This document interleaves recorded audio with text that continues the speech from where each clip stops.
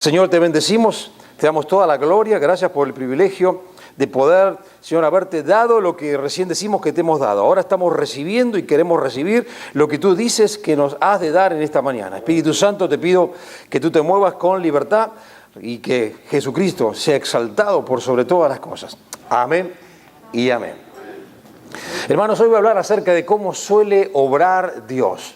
Los otros días cuando Orville estaba predicando, ¿no es cierto?, en forma tan preciosa, tan precisa, tan bíblica, yo ya venía orando, ¿no es cierto?, que Dios quería que hablase, ¿no es cierto?, y ahí sentí como una confirmación que después, bueno, me puse a escarbar en la palabra y es lo que les voy a compartir ahora. Sin lugar a dudas, hermanos, una de las más grandes aspiraciones que tenemos los creyentes, los cristianos, es cómo comprender el obrar de Dios o cómo Dios obra. En los sucesos que atravesamos a veces en la vida, hay momentos que no logramos entender cabalmente, ¿no es cierto? No sé si esto les ha pasado alguna vez a usted, porque hay circunstancias en las cuales nos parece que no coincidimos con Dios, que todo sucede al revés de lo que supuestamente la palabra nos dice. Es por eso que creo conveniente que podamos aprender algunos principios para conocer a Dios. En la medida que conozcamos cómo Dios obra, cómo Él trabaja, nos va a dar a nosotros paz, seguridad y certeza de que aquel que comenzó una preciosa obra la va a finalizar hasta el día de Jesucristo. Isaías 55, 8, 9, miren lo que dice basado en esto. Dice, porque mis pensamientos no son vuestros pensamientos, ni vuestros caminos mis caminos, dijo Jehová. Como son más altos los cielos que la tierra, así son mis caminos más altos que vuestros caminos, y mis pensamientos más que vuestros pensamientos. La simple lectura de este pasaje nos daría la idea de que pareciera imposible conocer el obrar de Dios o cómo Dios obra, pero me puse a escarbar en la palabra y en Efesios 5:17 vemos que se nos anima a ser, dice, entendidos de cuál sea la buena voluntad del Señor. Es decir, por un lado vemos que Dios tiene sus cosas misteriosas, pero por otro lado Él quiere que cada uno de nosotros seamos entendidos de lo que Dios hace, cómo Dios obra. Tenemos que saber, hermanos, que existen cosas que Dios se las reserva para sí mismo. Por eso Él es el Señor. Pero hay otras que Él las quiere compartir con nosotros, su pueblo. Y de eso yo quiero compartirles en los próximos minutos. Deuteronomio 29, 29, miren lo que dice. Las cosas secretas pertenecen a Jehová, nuestro Dios, mas las reveladas son para nosotros, para nuestros hijos, para siempre, para que cumplamos todas las palabras de esta ley. Hermanos, existen cosas reveladas que Dios nos quiere mostrar y Él quiere que tú y yo las podamos comprender. Una de las cosas que Dios nos quiere revelar son, como dije recién, algunos principios básicos que están en la palabra, que nos ayudarán a entender cómo Dios obra. ¿Para qué? Para no frustrarnos en el intento ni que nuestra fe se pueda erosionar. Porque si no entendemos cómo Dios obra, el enemigo puede tomar tajada de esto y puede hacernos enfriar en la fe, decepcionarnos supuestamente de Dios, etcétera, etcétera. Para poder entender los principios, hay un pasaje poderoso que es acerca de la resurrección de Lázaro. ¿Se acuerdan? En Juan capítulo 11, en los versículos 1 al 44, se relata un hecho increíble.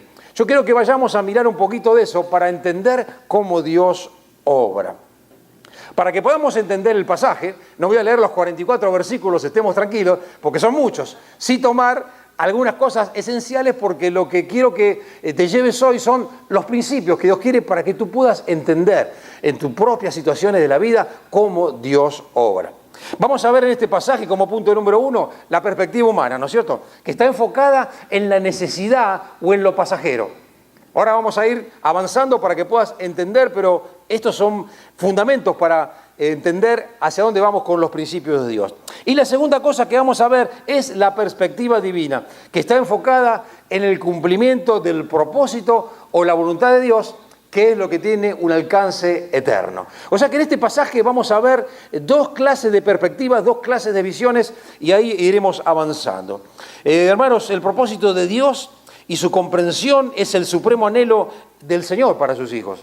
Es por eso que cuando leemos en Romanos 8:28 dice que todas las cosas les ayudan a bien. ¿A quiénes? A los que aman a Dios. Por eso es importante saber si amamos a Dios. Pero para los que aman a Dios está esta bendición de que todas las cosas les ayudan a bien. Y dice, a los que conforme a su ¿qué? Su propósito son llamados. Es por eso que podemos decir lo que dice el Salmo 138:8, Jehová cumplirá su propósito en mí. Tu misericordia, oh Jehová, es para siempre. Es por la misericordia de Dios que el Señor cumplirá su propósito en nosotros. ¿Podemos decir amén? Fíjense en Efesios capítulo 1, versículo 11, nos dice que en Él asimismo tuvimos herencia, habiendo sido predestinados conforme al propósito del que hace todas las cosas según el designio de su voluntad. Hermanos, entonces vamos a ver aquí en el relato la perspectiva humana versus la perspectiva divina. La perspectiva humana es la pasajera, la que necesita que ya Dios haga, pero está la otra, que es la perspectiva del propósito o la voluntad del Señor. Eso ya lo hemos visto y lo repito aquí, ¿no es cierto?, en el punto A, donde habla de la perspectiva humana enfocada en la necesidad y la divina enfocada en el propósito eterno. Para ubicarnos en el pasaje, ya que nos vamos a leer todos los versículos, tenemos que entender primero que hay una situación. Lázaro está enfermo.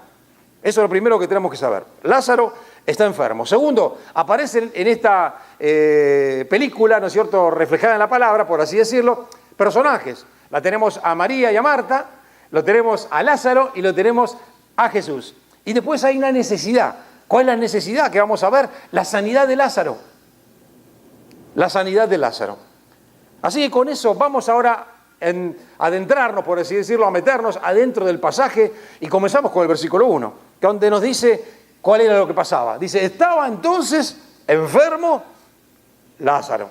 Nos encontramos con Lázaro que estaba enfermo. Y él tenía dos hermanas preciosas, hermosas, Marta y María, Marta, que estaban preocupadas por la enfermedad de Lázaro. Entonces, ¿qué hace una persona que ama a Dios, que está preocupado y que tiene una necesidad? Exactamente lo que hace Marta y María, Marta. Vemos que el versículo nos dice que Jesús mismo sabía, viendo y supervisando todo, dice que él estaba enfermo. Pero antes de eso, vemos que ellas le mandaron un mensaje a Jesús. Fíjense, en aquella época mandar un mensaje, lo complicado que sería, ¿no es cierto? ¿Cómo ubicar a Jesús? Hoy sería muy fácil. Es por eso que en el versículo 3 dice, Señor, el que amas está enfermo. Fíjense la habilidad de ellas para tocarle el corazón de Jesús. Le dice, Señor, el que amas, no cualquiera, el que amas está enfermo. O sea, ¿qué le estaban diciendo? Señor, necesitamos con urgencia que vengas, por favor, no te demores. ¿Dónde está? Ven, pon su mano sobre él, para que él sea sanado y sea restablecido. Hermanos, Marta y María estaban enfocadas ¿en qué? En la necesidad apremiante. Querían que lo antes posible Jesús viniera. Claro, esta es la perspectiva natural, pero vamos a encontrarnos ahora con la perspectiva celestial o la perspectiva del reino de Dios, y lo encontramos reflejado que Jesús, como vino a cumplir la voluntad del Padre, Él siempre estaba enfocado en el propósito de Dios. Por eso dice algo que parece un poco hasta loco, disculpa la expresión, en el versículo 4. Dice, oyéndolo Jesús dijo, esta enfermedad no es para muerte, sino para la gloria de Dios, para que el Hijo de Dios sea glorificado. Jesús está diciendo algo que después, en lo natural, parecía que no era correcto. Porque Jesús dice, esta enfermedad no es para muerte, y si leemos el pasaje, vemos que Lázaro se murió. Pero luego también encontramos en el versículo 5 que dice, y amaba Jesús a Marta, a su hermana y a Lázaro. ¿Por qué la palabra especifica eso? Las hermanas le dicen, Señor, al que amas está enfermo, o sea, no puede padecer, tú le amas. Y por otro lado Jesús está diciendo, o el relato nos dice que Jesús les amaba. ¿Por qué enfatiza eso la palabra? La respuesta la tenemos en el versículo 6, porque lo que viene parece una contradicción de alguien que dice que ama. Porque el versículo 6 dice, cuando oyó Jesús que estaba enfermo, ¿quién? Lázaro, se quedó 2 días más en el lugar donde estaba. ¿Usted puede entender lo que está pasando ahí? Marta y María desesperadas, clamando, Señor, ¿dónde está? No viene, miraban, no sé, el reloj, lo que tendrían en aquella época para saber que pasaban las horas, los minutos, los segundos, y Jesús no aparecía. Y Lázaro se ponía cada vez peor, porque vamos a ver que él va a pasar de no solo estar enfermo, sino que se va a complicar su estado de salud.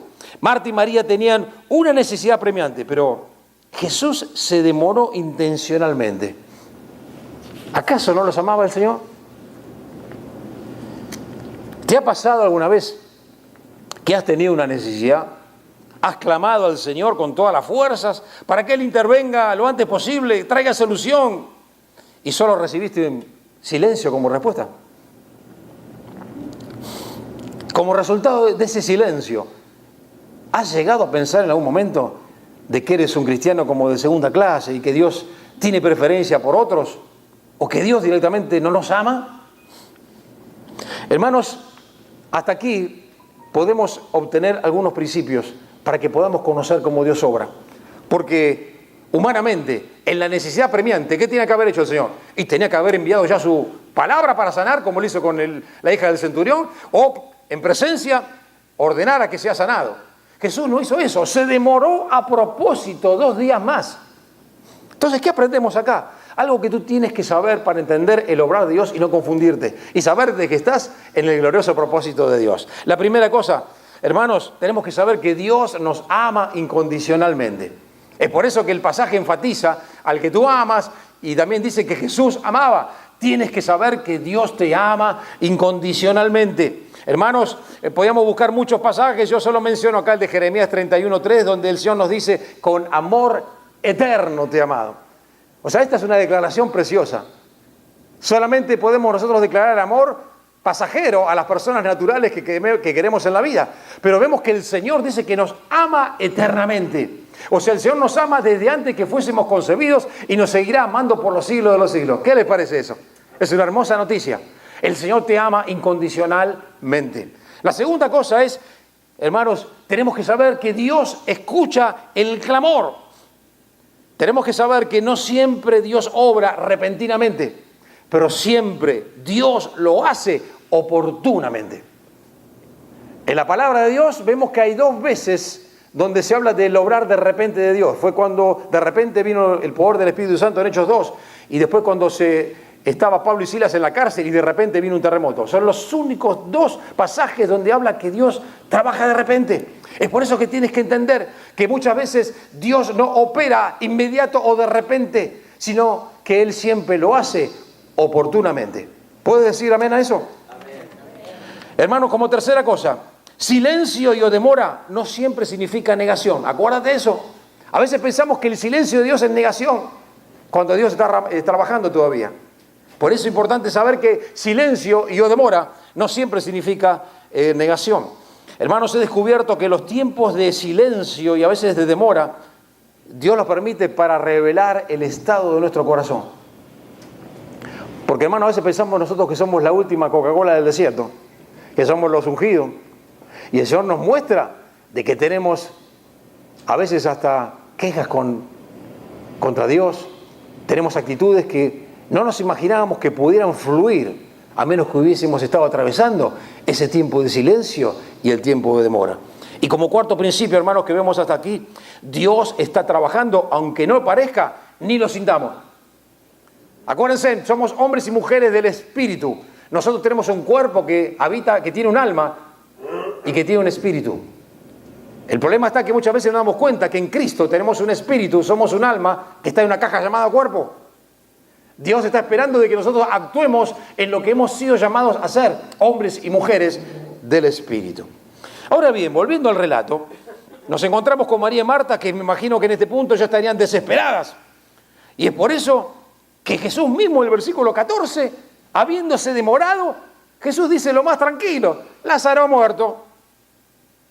Suena como una contradicción. O sea, puede ver la perspectiva natural desesperante con la pasividad aparente o tranquilidad de Dios. La situación en este punto, hermano, se puso peor, desesperante, y Jesús no aparecía. Vemos que en el versículo 17, Jesús no llegó cuando Lázaro recién había muerto, sino que cuando ya estaba en el sepulcro, enterrado, por así decirlo. O sea que la situación de Lázaro pasó de enfermedad a muerte y muerte a la sepultura o al sepulcro. Bajo el concepto de Marta y María, Jesús tenía que haber pasado Lázaro de enfermo a sano. Pero bajo la perspectiva de Dios, tenía que atravesar el proceso de estar enfermo, de morir, para ser posteriormente resucitado. ¿Puede ver que la perspectiva natural con la celestial no están generalmente de acuerdo? Está bien revelada aquí en el pasaje.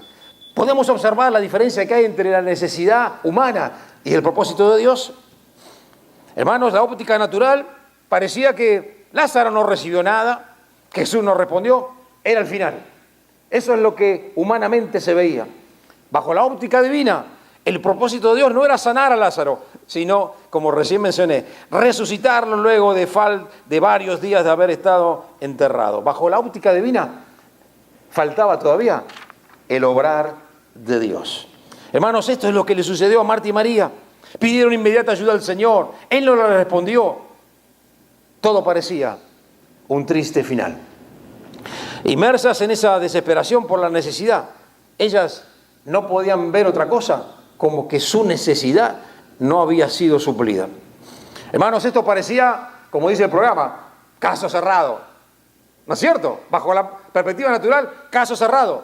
Pero bendito sea el Señor. Nuestras circunstancias adversas pueden ser caso cerrado hasta que Jesús se levanta y comienza a intervenir. Aleluya. Hasta que Jesús se levanta y comienza a intervenir. En este caso, Jesús se hace presente porque Él tranquilamente a la distancia puede haber dado la palabra, pero Él quiso estar presente para cumplir el plan del Señor. Por eso el versículo 17 dice que vino pues Jesús y halló que hacía ya 4 días que Lázaro estaba en el sepulcro. El ambiente, hermanos, era de tristeza. Vemos en el versículo 19 que la gente venía, por supuesto, para darle las condolencias, ¿no es cierto? Y estar ahí todos los días que iban a estar velando, ¿no es cierto?, a Lázaro porque él había muerto. En el versículo 19, hermanos, cuando María se enteró de la llamada de Jesús, ¿qué le dijo? El versículo 21 dice, Señor, si hubieras estado aquí, mi hermano no habría muerto. La reacción de Marta, la reacción de María, refleja, hermanos, nuestra perspectiva natural enfocada en la necesidad. Por eso la queja Jesús. Vemos que la reacción de su hermana, el versículo 32, fue exactamente la misma. Señor, si hubieses estado aquí no habría muerto mi hermano. Hermanos, ¿te puedes ver reflejada en el relato? Cuando pasa el tiempo, nada sucede. Cuando más lo necesitamos y el Señor hace silencio, le reclamamos y nos quejamos como Marta y María o María y Marta. Jesús, que sabe todas las cosas, sabía que Marta y María estaban enfocadas solamente en lo natural. Es por eso que este episodio va a ser una lección grande para ellas, para enseñarles a que si amaban a Dios, ellas no estaban solamente presas, o por así decirlo, o inmersas en lo natural, sino que tenían que aprender a conocer el propósito general de Dios para que Dios sea exaltado. Hermanos, en este momento Jesús, al ver que Marta y María estaban enfocadas en lo natural, Él va a establecer otro principio poderoso que nos sirve a nosotros hoy. Hermanos, fíjense en que encontramos en el versículo 25 lo que dice Jesús. Yo soy la resurrección y la vida. El que cree en mí, aunque esté muerto, vivirá. Y en el versículo 40 también agrega, Jesús le dijo, ¿no te he dicho que si crees, verás la gloria de Dios? Sabemos después, como sigue el relato, que luego de estar muerto por varios días, ya el cuerpo estaba descompuesto, daba mal olor, estaba la situación completamente podrida, disculpen el término. Vemos que el Señor va a glorificar su nombre resucitando a Lázaro. Hermanos, ¿qué aprendemos aquí? Después de haber visto los primeros 4 principios, como principio número 5, tenemos que entender algo importante. No cerremos lo que Dios no ha cerrado todavía. No nos rindamos. Como número 6, no sentenciemos lo que las circunstancias negativas nos muestran. Hermanos, a veces somos muy rápidos para pensar de que Dios no va a hacer nada. Cuando bajo la perspectiva de Dios, el Señor acá está dejando y estableciendo una promesa poderosa. Hermanos, escucha esto. El Señor está diciendo, el que cree en mí, aunque esté muerto, vivirá. ¿Sabes qué está diciendo el Señor prácticamente para nosotros? Aunque tu situación está muerta y se pudrió todo, como decimos en Argentina, ¿qué dice acá? Vivirá. Yo no sé para quién es esta palabra. Es probable que tengamos situaciones que parecen no muertas, están enterradas, están sepultadas y pareciera que fuera ya lo final. Hermanos, esta promesa es una promesa que está vigente para tu vida, para mi vida, en nuestra vida cotidiana. Es por eso, hermanos, que si nos estamos atravesando en situaciones que están muertas, somos los candidatos seguros a experimentar el poder de la resurrección de Dios. Ello sea en nuestra economía, puede ser en la familia, puede ser en el ministerio, en lo que sea que estés atravesando. ¿Hay alguno que pueda creer esta palabra? El poder de resurrección no ha mermado porque hemos celebrado la Pascua hace 2 domingos. El poder de resurrección de Jesucristo sigue vigente hoy. Y hermanos, es tiempo de que manifestemos el poder de Dios y comencemos con los desafíos que tenemos en la vida cotidiana. Y luego, así como bien nos decía la hermana, donde Dios nos lleve, que podamos hacer de que el poder de resurrección haga lo que Él tenga que hacer para que el propósito de Dios sea cumplido. Hermanos, punto número 7. Vuelvo a repetirlo, aunque la situación esté en su punto más bajo y parece ya que hiede, como dice el versículo 39, no demos ningún caso por perdido. Y hermanos, como punto número 8, esperemos siempre la última palabra de Dios. Acuérdense que una cosa es el diagnóstico humano, otra cosa es el veredicto divino. Eso es importante entender. Muchas veces nosotros somos rápidos para quedarnos con el diagnóstico humano, cuando tenemos que buscar en el consejo, en la búsqueda íntima con el Señor, cuál es el veredicto divino. Y como número 9 es algo importante, hermanos, si no tienes una palabra final de Dios, aférrate a la primera. ¿Me escuchaste muy bien? Si no tienes una palabra final de Dios, porque a veces Dios cierra ciertas cosas y da una palabra final, tenemos que aceptarla aunque no la entendemos. Pero si Dios no ha hablado, quédate con la primera. ¿Y cuál es la primera palabra? Las promesas que están reveladas en la palabra de Dios. Hermanos, ante nuestra necesidad, siempre busquemos en la Biblia qué promesa hay para ayudarme de que mi necesidad va a ser suplida. Quédate siempre con esa palabra inicial. A veces Dios utiliza palabras proféticas de hombres que nos dan algunas cosas para guiarnos en el camino, etcétera, etcétera. Si no tenemos una palabra final de Dios, quédate con la primera, aférrate a la palabra primera que Él nos ha dado. Y después de la 10ª, tienes que saber que Dios generalmente espera, no sé por qué, hermanos, esto Él sabe en su sabiduría, Él siempre espera hasta el final para desplegar su poder. ¿Te ha pasado esto a ti? ¿Te ha pasado una vez? Que tanto clamar, y cuando ya estabas casi bajando los brazos, el Señor está obrando e hizo un milagro. Hermanos, les cuento algo breve que nos pasó hace muchísimos años. Yo acompañé a mi cuñado, que es un evangelista, hoy es pastor. En aquel momento él trabajaba asociado con Palau. Fuimos a Paraguay. Yo fui como coordinador de mi cuñado, 1982, hace muchísimo tiempo. Y hermanos, al regreso, después de haber estado predicando la palabra en varias ciudades, yo estaba acompañando a mi cuñado y por un problema que hubo, nos quedamos varados en un puesto policial en el Paraguay. Teníamos que tomar en Misiones un avión a cierta hora y nosotros nos quedamos varados en un lugar desértico y no había manera, no había bus, no había auto, no había nada que nos llegaba. Así que nos quedamos varados ahí, fuimos al destacamento de la policía. Y el de la policía dice, mire, por acá no pasa nunca nadie, pero si pasa alguien, le pregunto si va justo para allá. Y hermano, estuvimos parados ahí, pero varias horas, estábamos desesperados con las maletas. Teníamos que llegar, el vuelo estaba por salir, teníamos los tickets, pero si perdíamos eso, en aquel momento no teníamos ni celular, nada, estábamos incomunicados completamente. Me acuerdo que estábamos orando, Señor, que venga alguien, y mirábamos allí en el horizonte y no venía nadie. Nada, en un camino desértico. En un momento nos miramos con mi cuñado, porque ya era imposible naturalmente que lleguemos, dijimos, Señor, te entregamos esto, glorifica tu nombre, gracias Señor. De golpe vemos que a la distancia, una polvareda, una camioneta que viene pero volando. O sea, no, era una camioneta que tenía alas. Y el policía se para y lo para. Lo para y el Señor le dice, por favor, Señor, necesito que me deje salir porque tengo que tomar el avión de Misiones a Buenos Aires. Por favor, déjeme pasar. Venía con todo porque el chofer tenía que tomar el mismo avión que nosotros. Entonces el policía le dice, pero mire qué casualidad, justamente acá tengo 2 personas que necesitan. Entonces el hombre me dice, suban atrás, vayan. Hermanos, era una camioneta abierta para colmo. Con mi cuñado estamos agarrados de las rejas de la ventana y de otro lado de las maletas porque volaba y nos miramos con mi cuñado, este hombre andaba a 190, 200 literalmente por esa ruta y nos miramos con mi cuñado y decíamos, este es el loco de Dios, este es el loco de Dios, este es el loco de Dios. Y hermanos, ¿saben qué pasó? Llegamos 5 minutos para que salga el vuelo. Cuando bajó el hombre dejó, estaba con un acompañante, se bajó del auto, salió corriendo para llegar a abordar y el otro ocupó, y nosotros llegando, y cuando entramos, nos dimos cuenta, hermanos, que había sido algo preparado por el Señor. O sea, el Señor glorificó su nombre. No me diga cómo. Todo estaba perdido. Estábamos ahí y de golpe. Hermanos, es por eso que tenemos siempre que estar creyendo en el Señor, porque con Dios nunca está dicha la última palabra. Hermanos, para terminar, bendito sea el nombre del Señor. Decidamos ser hombres y mujeres del Espíritu del propósito divino, entendiendo cómo Dios obra, dejando que se glorifique en medio de las adversidades que enfrentamos en la vida.